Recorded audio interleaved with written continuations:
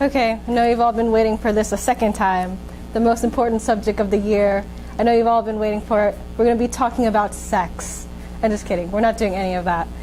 But my name is Devina OW, and I would like to tell you about my ISM journey. I think I'd first like to start off about my family. On the left is my grandmother and me. She's probably the most influential person I ever known. I usually tell her everything that's about me, what's going on. She's probably the person right now who's probably kept up with most of this, aside from Coach Goff as well. And then on the right are my parents. They're probably the most hardworking people I've ever met. I've told you guys before, they're immigrants here. And, to step into an entirely new society that they don't even know, and, to assimilate to that, I think is extremely difficult. So I applaud them for that.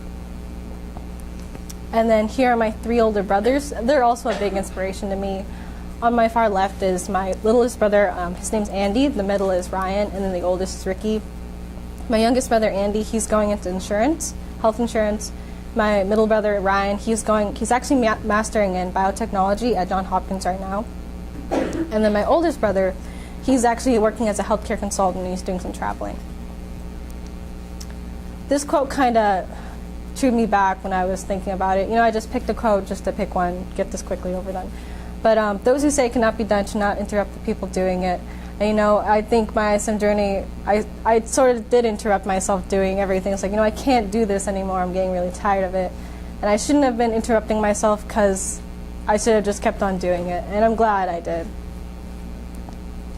So again, I'm studying obstetrics and gynecology. I know, the topic of sex isn't something you just want to bring up just in a casual conversation, but it is important. And I always find it interesting, with obstetrics, the person who delivers the baby, that's an important person himself. You're handling the life of someone who's going to be taken care of for the next 18 years.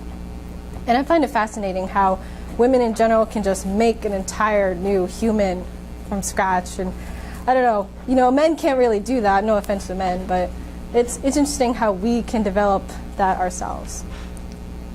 My research in medicine it went about more around delivery itself, such as who does it, what does it, and such. Midwives and OB-GYN. Midwives, they have a separate institution for themselves. They don't go to medical school.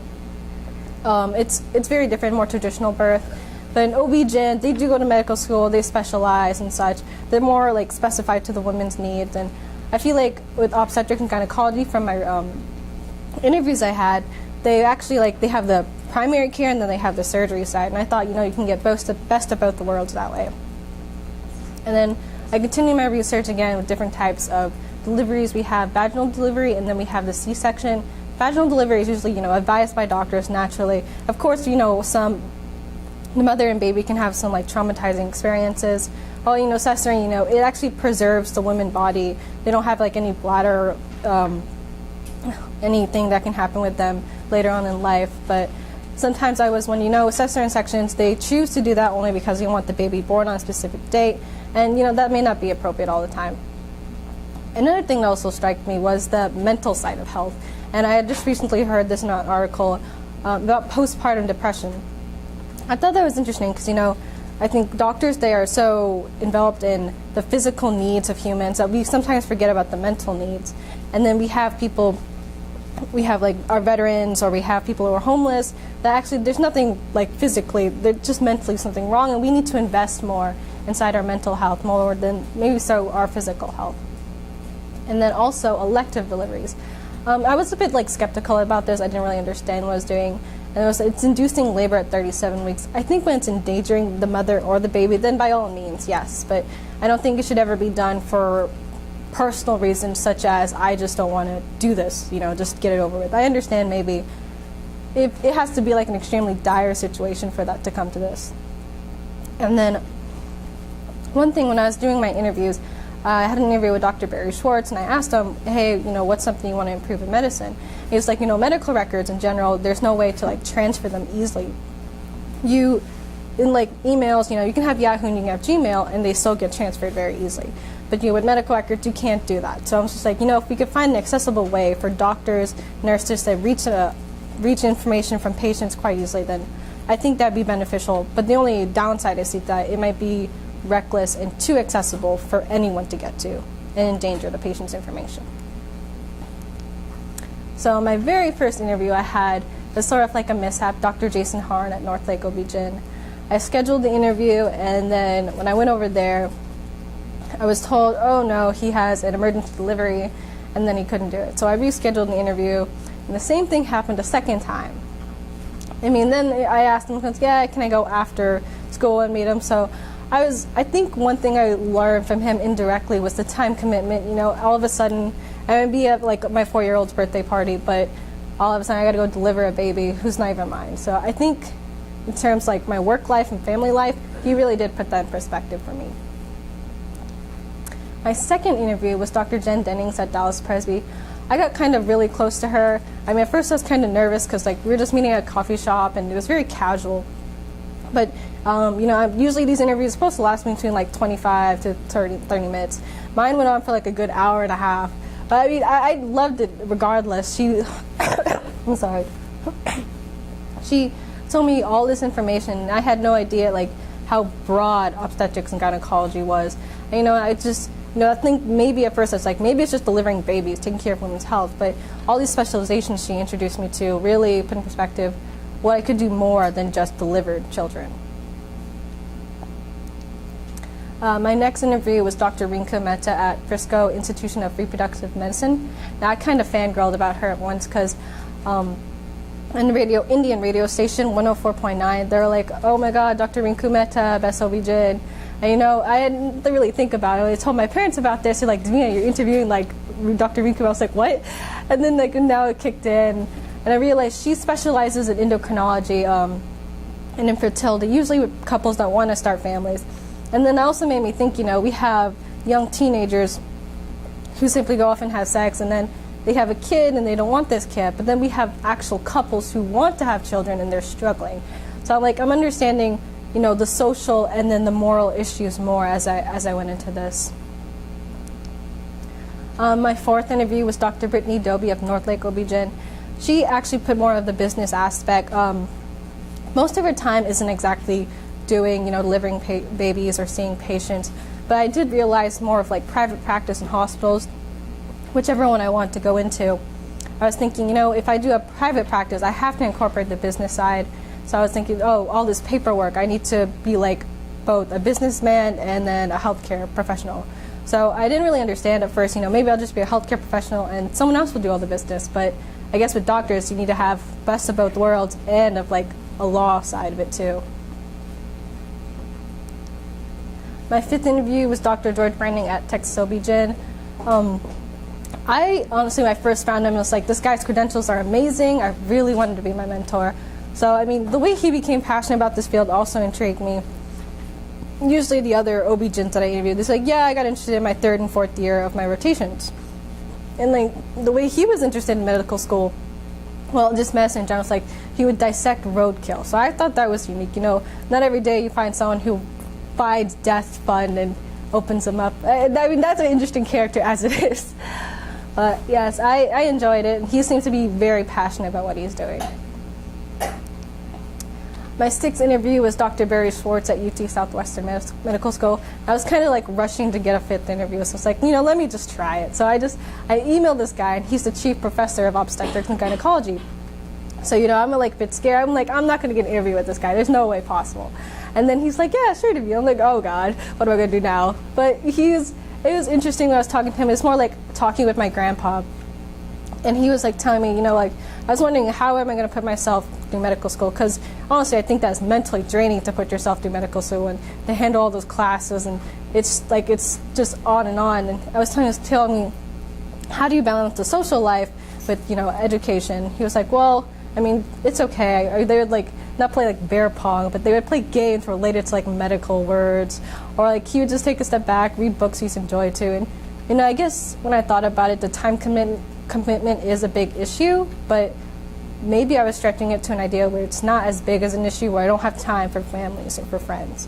So I kind of like knowing that someone as high as his status, he still had time for that. My 7th interview was Dr. Garrett Garner at Northlake OB-GYN at Plano. I recently had the interview with him. It was phenomenal, honestly. He was very friendly towards me. He told me to keep an open mind. honestly, as of right now, being a doctor as of right now, like if I were to be there by the time, it may not be politically the best fit for me, because like just getting there itself, the expenses may not be in my best situation. So keep an open mind. Rather than being like a doctor, try maybe like nurse or a PA or something. And I just realized, I can be an OB-GYN and still deliver life, but my main goal is to really help life itself. And that doesn't mean I have to do it this way.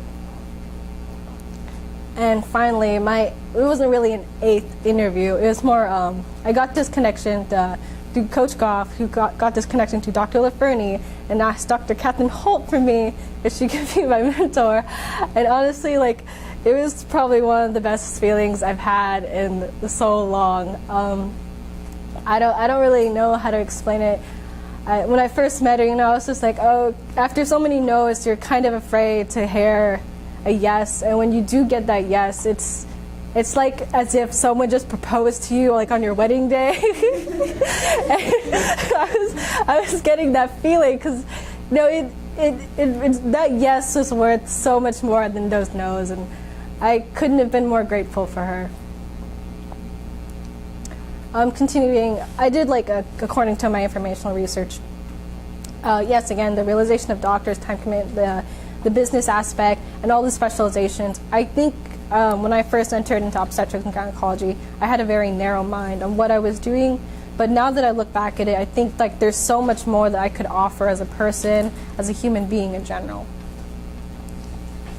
My skills in general in ISM, I think I've gained quite a lot. Resilience being one of them, perseverance, endurance. Those all seem like synonyms, so I mean, they're probably just all one word.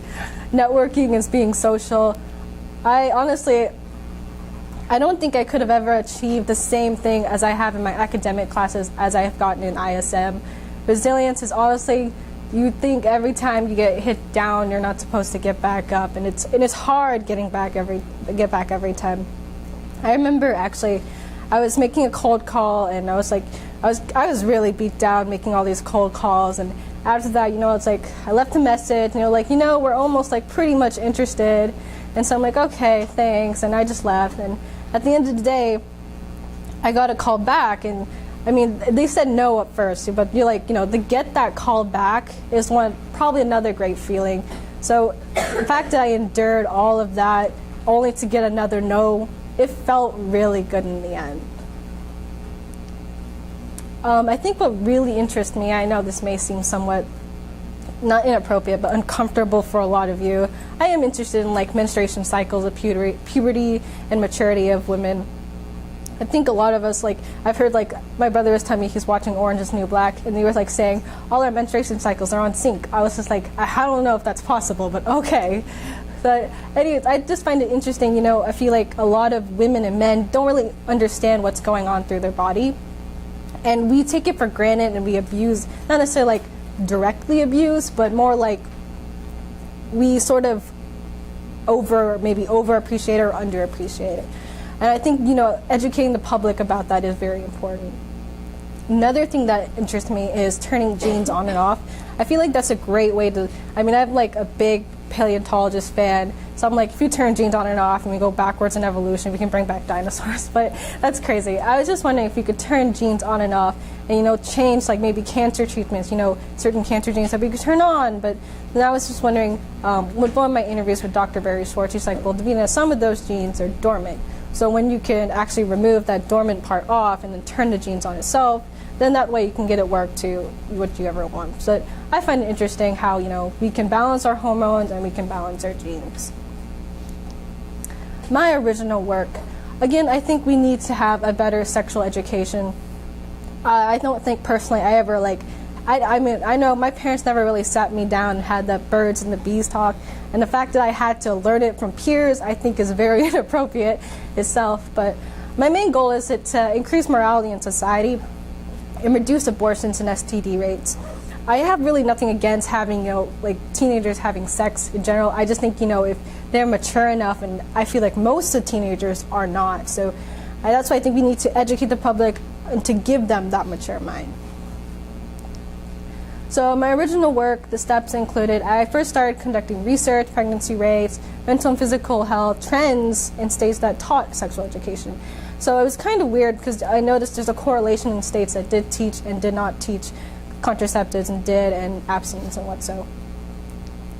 So here is like a chart of like the years of birth rates per 1,000 females ages 15 to 19. It's kind of interesting how the ethnicities are extremely high compared to the whites. I mean, nothing offense, but now I'm just wondering if the cities that have more ethnics or races, do they have like a poorer education? That I'm wondering, like, do white communities have a better education? And then, but the trend is obviously going down. So I'm just like, okay, this is improving, obviously, but I think it could go lower, especially in the different ethnicities. That's what I was wondering too. I was like, oh, we may fall under Hispanics. So here is the teen birth rate. It was 26.5 in 2013.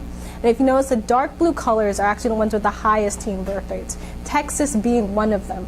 And you know, it's really weird because we're supposed to like teach abstinence. We're a very conservative state.